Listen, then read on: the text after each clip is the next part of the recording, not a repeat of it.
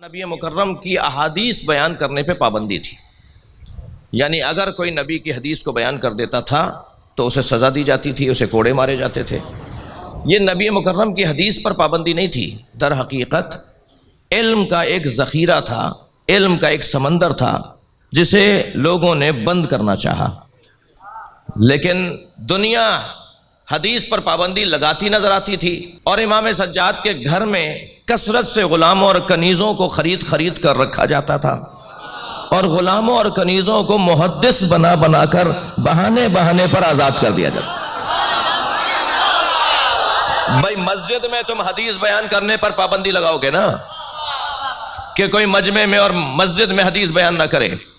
اب میں یہاں زیادہ کیا کہوں کہ جو آج حدیث کے نام پر جماعتیں اور ادارے بناتے ہیں،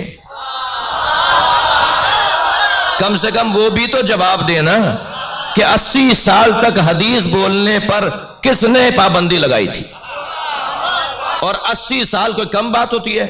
ایک بچہ پیدا ہو کر 80 سال کی عمر میں ذرا اپنے بزرگوں کے دیکھیے کہ وہ کتنا دورانیہ گزرتا ہے 80 سال کا۔ جی 80 سال تک کوئی حدیث بیان نہیں کر سکتا۔ اب جنہیں حدیثیں پتہ تھیں وہ ضعیف ہو گئے، دنیا سے چلے گئے، چھپ کر اپنے شاگردوں کو بتا رہے ہیں، تو تعداد حدیثوں کی جو آج ہمارے پاس ہے اس سے 10 برابر زیادہ ہوتی، لیکن ان حدیثوں کو نسیان اور بھول کے سپرد کر دیا گیا، اور لوگ بھول گئے کیونکہ بیان کرنے پہ پابندی ہے۔ کثرت سے بیان ہوگی تو یاد رہے گی نا، بیان ہی نہیں ہو رہی تو یاد کیسے رہے گی؟ یہ بہت بڑی دشمنی تھی نبی مکرم کی زبان مبارک سے جاری ہونے معارف کی حوالے سے۔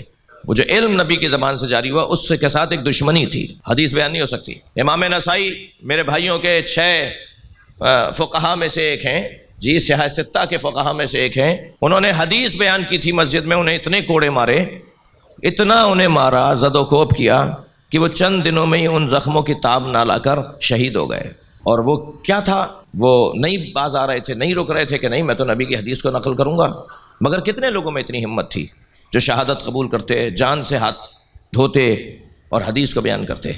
لیکن یہ سب ایسے حالات کا سامنا کر رہے تھے، اور امام سجاد نے غلاموں، اب امام کے گھر میں اگر 80 کنیزیں ہوں، جی 100 غلام ہوں، اور کپڑے اپنے امام سیدھے کرتے ہوں، بستر اپنا خود سیدھا کرتے ہوں، کھانا اپنا خود بناتے ہوں، تو اتنے غلاموں اور کنیزوں کا مطلب کیا تھا؟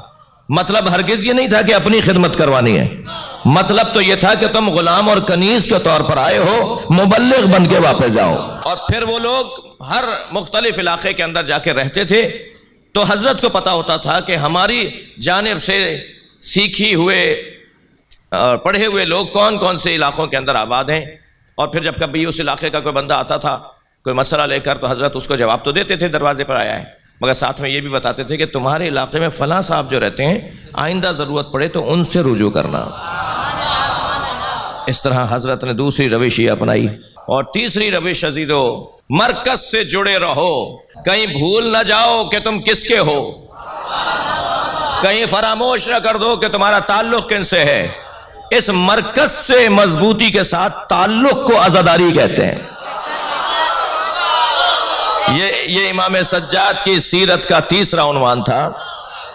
ہم تو ہفتے میں اور 6 دن میں اور مہینے میں مجلس میں کہیں شرکت کر رہے ہوتے ہیں نا، امام سجاد کے گھر میں روزانہ کئی بار مجلس عزا منعقد ہوتی ہے۔ کبھی ایک جانب بیویاں جمع بیٹھی ہیں اور ایک کنیز سنا رہی ہے کہ کربلا میں کیا ہوا،